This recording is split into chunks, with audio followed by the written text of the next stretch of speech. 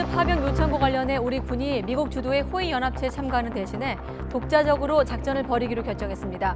청해부대 작전 구역이 확대가 되는데 미국과 이란과의 관계를 모두 고려한 결정이라고 정부는 설명했습니다. 국내에서 처음 신종 코로나 바이러스 확진을 받은 30대 중국 여성이 안정적인 상태를 유지하고 있습니다. 추가로 조사 대상에 오른 증상자 3명은 현재 격리 상태로 검사가 진행 중에 있습니다. 이번 설 연휴에 3,200만 명이 이동할 것으로 예상됩니다. 설 전날 오전과 설날 당일 오후 고속도로가 가장 붐빌 것으로 보입니다. 24일부터 26일까지 고속도로 통행료는 면제됩니다. 김경수 경남지사가 댓글 조작 프로그램 킹크랩 시연회에 참석했다고 법원이 잠정 결론 지었습니다. 애초 오늘 선고를 내리기로 했던 재판부는 공모 여부를 판단하기 위해 추가 심리가 필요하다고 설명했습니다. 문재인 대통령은 공수처 설치와 검경 수사권 조정 법안 통과로 검찰 개혁에 큰 획을 그었다고 평가했습니다. 그러면서 악마는 디테일에 있다는 말로 세부 추진 사항을 총리에게 특별 주문하기도 했습니다. 검찰이 서울 한남 3구역 입찰 과정에서 과열 경쟁을 벌인 대형 건설 회사들을 무혐의로 불기소 처분했습니다. 하지만 국토부는 현행법을 위반한 사안인 만큼 입찰 무효가 가능하다고 밝혔습니다.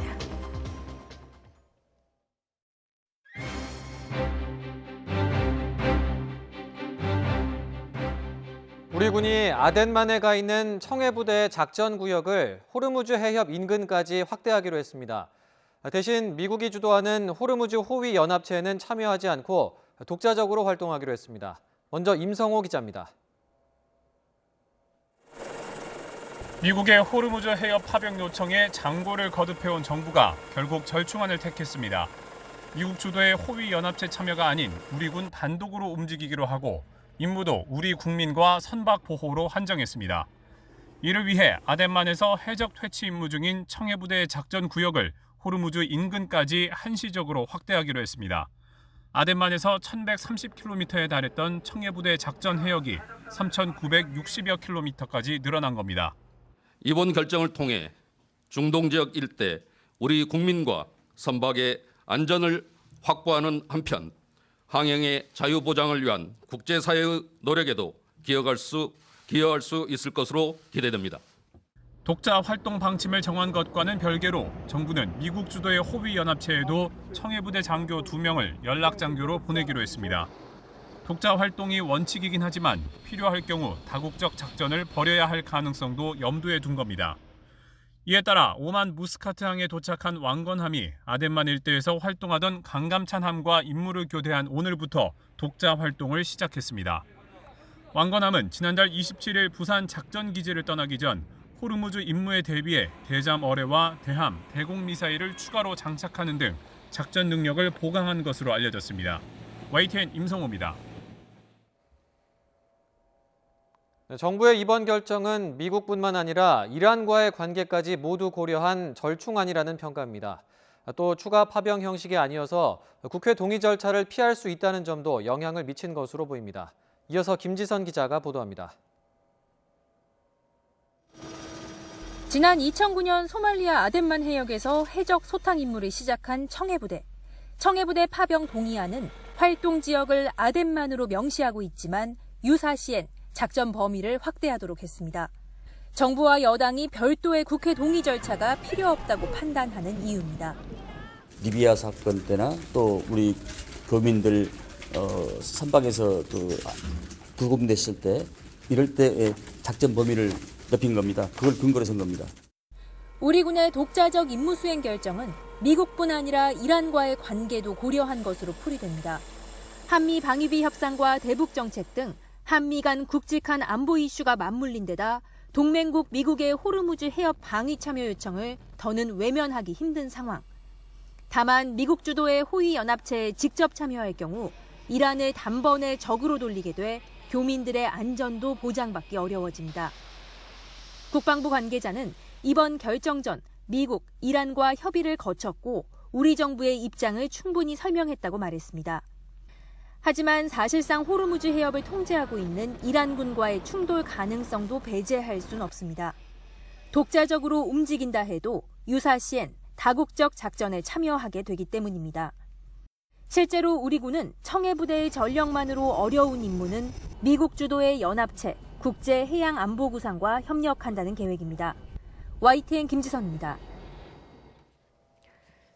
서울중앙지검 반부패 수사부와 공공수사부 등 직접 수사부서 13곳을 폐지하고 형사부와 공판부로 전환하는 내용의 검찰 직제 개편 방안이 국무회의를 통과했습니다. 법무부는 직접 수사부서를 축소 조정하고 형사 공판부를 강화하는 내용의 검찰청 사무기구에 관한 규정 개정안이 오늘 국무회의에서 의결됐다고 밝혔습니다.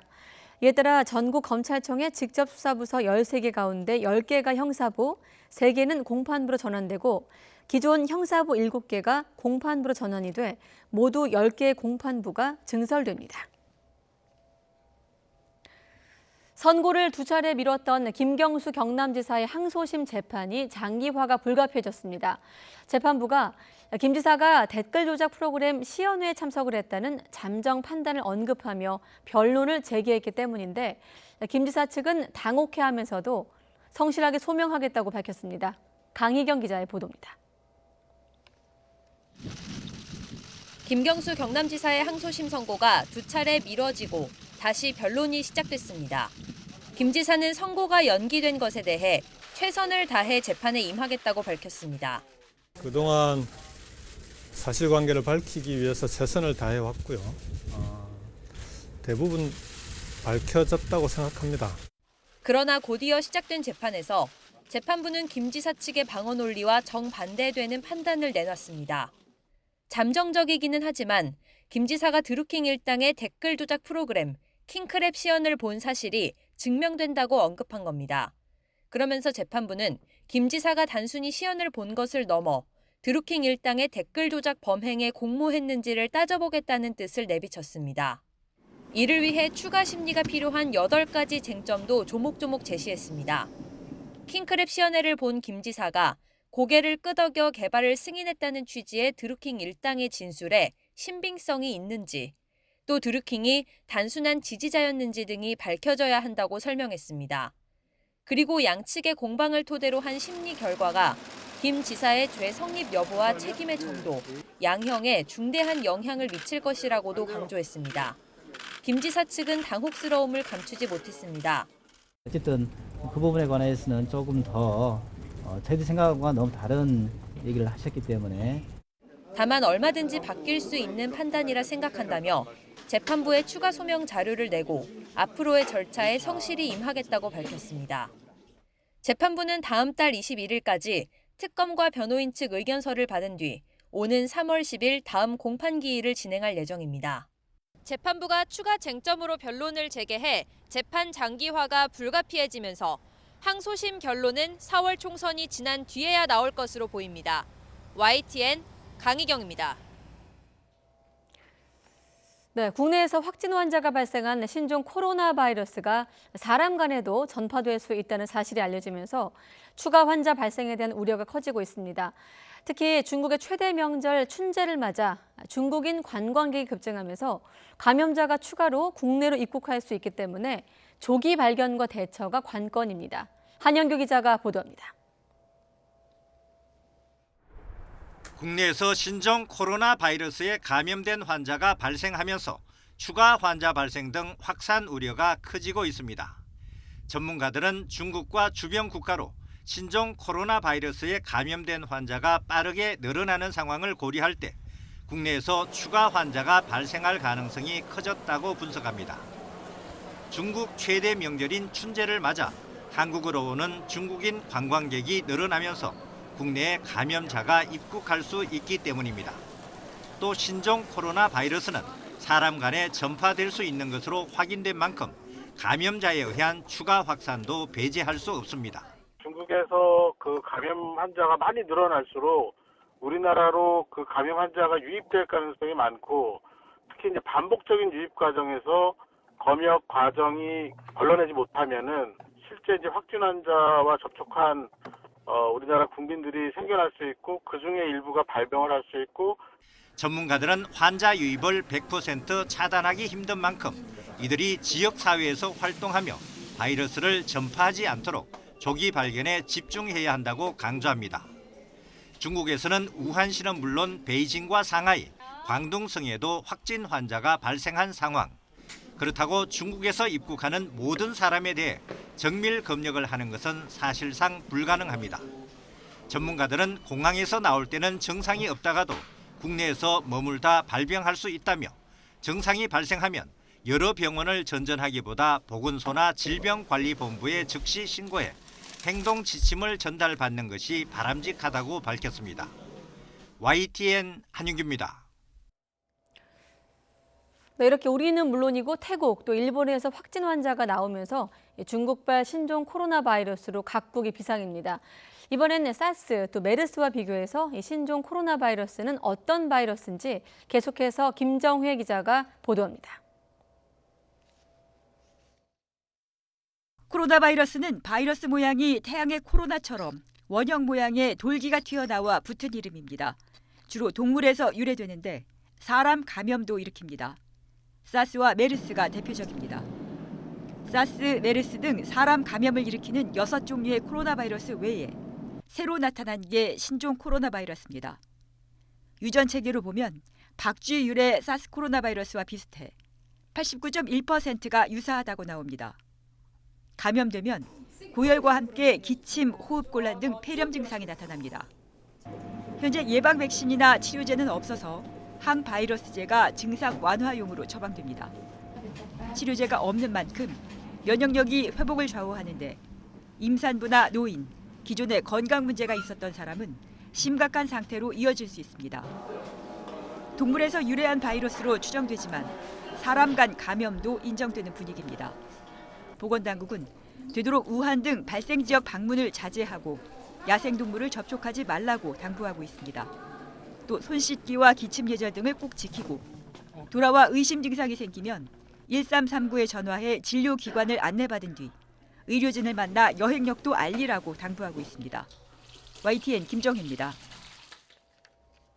서울 한남 3구역 재개발 사업의 시공사 선정 과정에서 과열 수주전을 벌여서 검찰 조사를 받았던 건설사들이 무혐의 처분을 받았습니다. 검찰은 건설사들이 조합 측에 약속한 각종 특혜는 시공사 선정 뒤에 이행해야 할 채무일 뿐 뇌물로는 볼 수 없다고 판단했습니다. 김우준 기자가 보도합니다.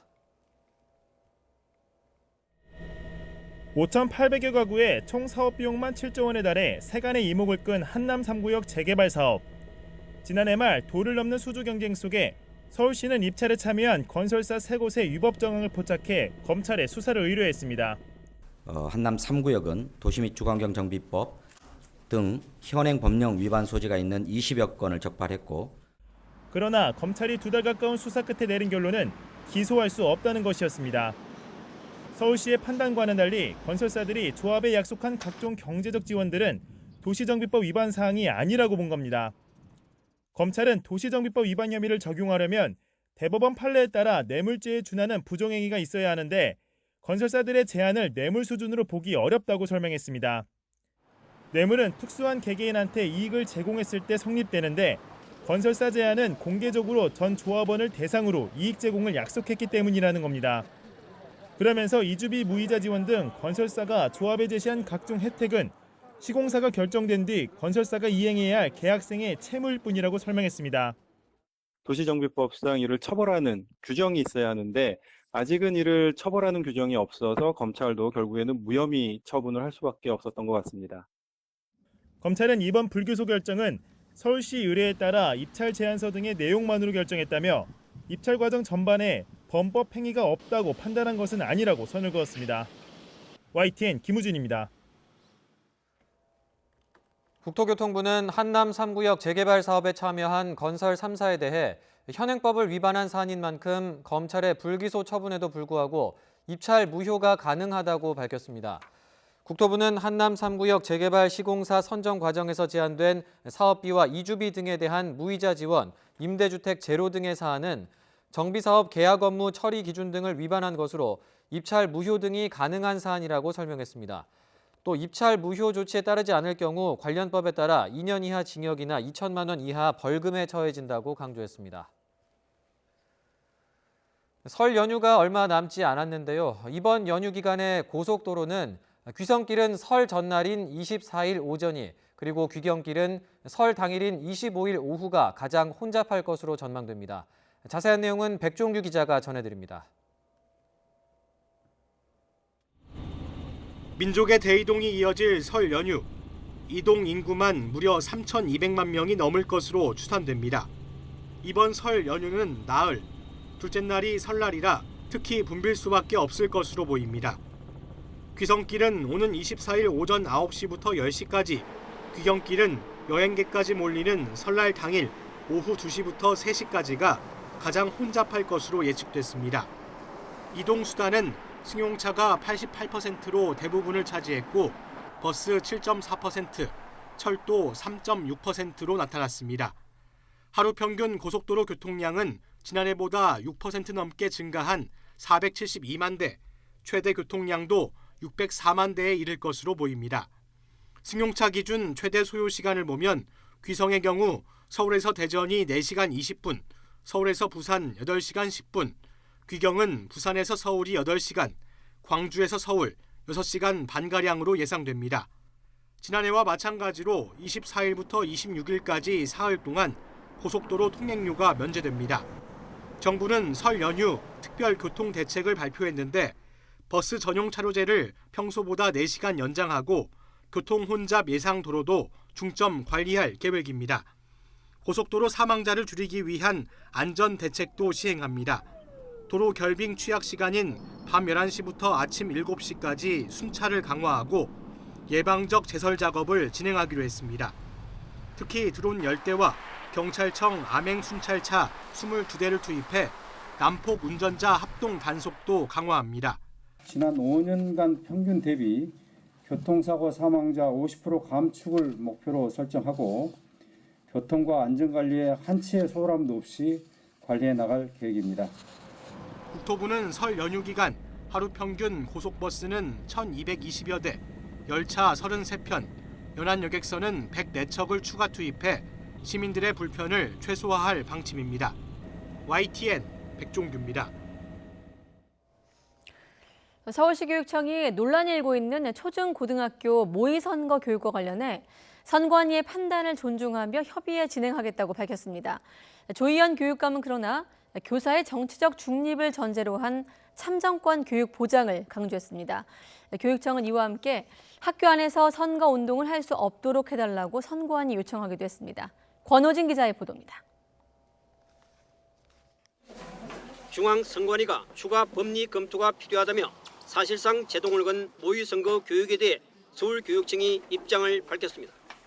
선관위 결정을 존중하며 선관위와 협의해 모의선거를 진행하겠다는 겁니다. 조희연 교육감은 교원의 정치적 중립을 전제로 모의선거를 포함한 참정권 교육은 보장돼야 한다고 강조했습니다. 교육활동은 더 권장돼야 될 것 같고요. 단지 선관위가 우려하는 것처럼 혹시 그런 참정권 교육 과정에서 학교나 교육청이나 교사의 어떤 정치적 편향성이 게재되면 전혀 안 된다고 생각합니다. 시민단체가 사용했던 모의선거 방법론을 참정권 교육의 방법론으로 활용하는 문제에 대한 공론화의 필요성도 제기했습니다. 교육청은 총선 후보자들의 학교 내 선거운동을 금지해 줄 것을 선관위에 요청했습니다. 조 교육감은 학교라는 공간에서 후보자의 지지를 호소하는 그 어떤 행위도 허용돼서는 안 된다고 말했습니다. 학교라는 공간에서 후보자들이 명함을 배부한다든지 연설을 한다든지 이런 선거활동이 이루어지는 것들은 오히려 학교 내에 불필요한 학생들 간의 마찰이라든지. 중앙선관위는 18세 선거권 부여로 선거권자가 된 고교생이 모의선거를 통한 지지도 조사를 하는 행위가 위법한지 검토 중이라고 설명했습니다. 조희연 교육감이 공을 들여온 초중고 40여 곳에서의 모의선거 프로젝트 수업이 중대한 기로에 놓였습니다. YTN 근호진입니다. 네, 전통과 실용을 갖춘 한복 교복이 이르면 올해 2학기부터 일선 학교에 보급될 것으로 보입니다. 학생들 의견도 반영했다고 하는데 올해 3월부터 희망학교 접수를 받습니다. 김선희 기자가 소개합니다. 조선시대 긴 모양을 살린 저고리에 오방색에서 가져온 붉은 치마. 한복의 느낌을 살리면서도 교복의 형태에서 벗어나지 않은 모습입니다. 지난해 16개 업체가 참여한 한복교복 공모전에서 대상을 받은 디자인. 한복의 전통과 멋을 살리면서도 학생들이 부담 없이 입을 수 있게 실용화시킨 것이 좋은 평가를 받았습니다. 전통미를 너무 살리다 보면은 또 패션미에서 좀 멀어져서 입고 싶은 교복에서 좀 멀어지고 이 중간 지점을 잘 찾아서 대화를 하고 합의점을 이뤄내고 그거에 적절한 디자인을 만들어내는 거. 총 30여 가지로 디자인된 교복은 동복과 하복, 생활복 모두 한복 특유의 곡선미와 색감을 가미하면서 활동성을 최대한 살렸습니다. 오방색을 넣은 색동 줄무늬와 고름 장식, 풍성한 바지와 주름을 넣은 치마까지 한복의 특징을 잘 담아냈습니다. 교복을 입고 거리에 나가도 어색하지 않고 학생들이 자연스럽게 소화할 수 있도록 학교와 아이들의 의견도 반영해 만들었습니다. 편한 걸 찾게 될 거고 한복은 좀 널널한 게 특징이니까 한복을 입게 될 수 있을 것 같기도 해요. 명절 때 가끔 입어봐가지고 좀 친숙할 것 같기도 하고 막 통이 예전처럼 작지 않아 커가지고 좀 많이 편할 것 같아요, 움직일 때.